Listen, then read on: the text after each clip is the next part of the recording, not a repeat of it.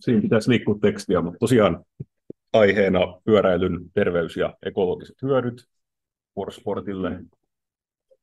Sportille vähän ideoita, millä he voi lähteä mainostamaan polkupyöräbisnestänsä.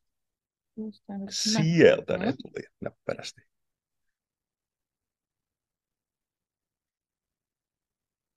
Eli polkupyöräily on tosiaan erittäin helposti lähestyttävä liikuntamuoto. Ei vaadi mitään kovin kummallista pohjakuntoa ja kunto kasvaa nopeasti siinä pyöräillessä. Lisäksi se on erittäin kevyttä polville ja nivelille, toisin kuin juokseminen ja muut vastaavat liikuntamuodot.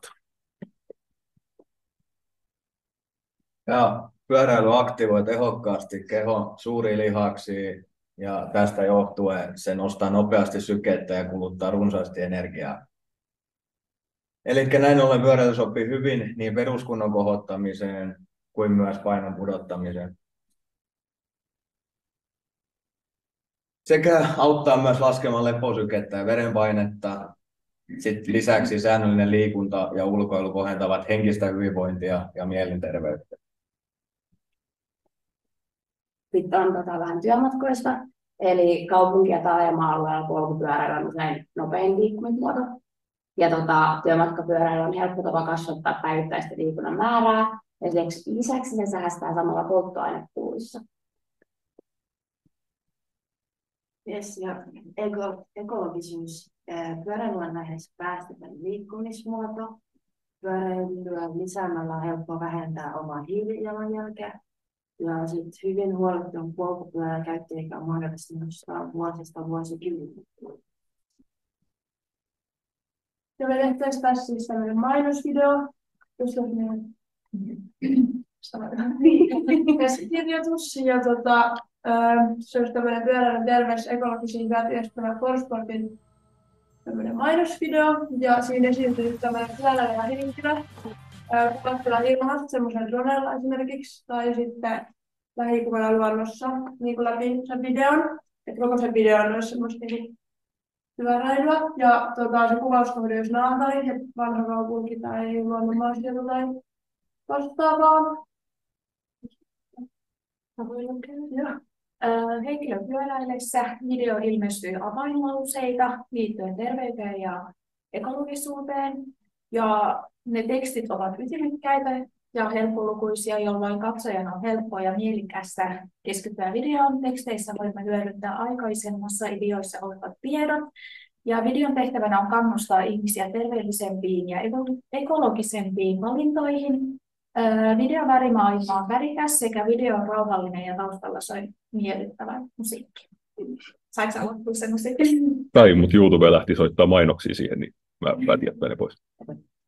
Joo, ja sitten vielä sen verran, että me suunniteltiin, että se alkaisi silleen, että tämä henkilö ottaa sen pyöräilystä tai panostusta, ja sitten lähtisi pyöräilemään, ja sitten loppuisi siihen, että siihen tulisi toi Forsportin logo, ja siihen loppuun.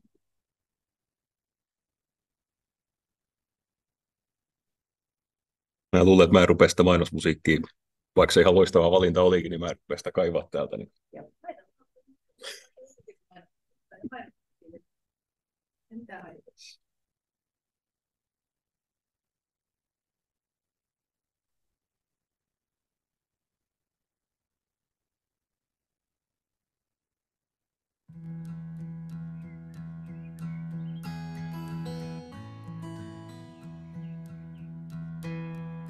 Tarkoitus oli siis pistää tämä soimaan tähän, kun he kertoo tuosta käsikirjoituksesta, mutta se nyt vähän meni.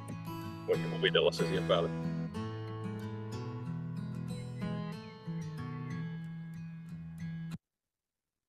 Yes. Mikä eron tekee heti, kun saa sen musiikin, sä rupeat heti näkemään sen. Mutta iso vaikutus sillä on meidän niin aisteilla asioihin, ja sä kuulit tämän, niin saat sen jälkeen pyöräilemään. Kiitoksia. Kiitoksia.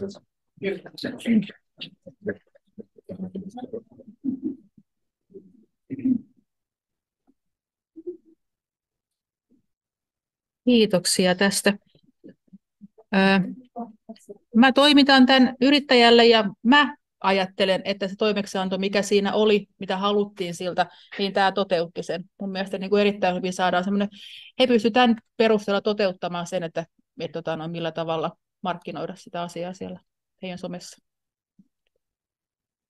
Haluaako opettaja kommentoida tähän väliin jotain?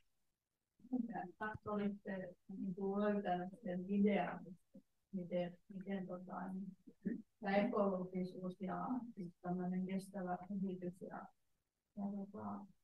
ympäristöystävällisyys ja just tämä mainonta vielä, että se löytää oikein konkreettisesti. Hyvä.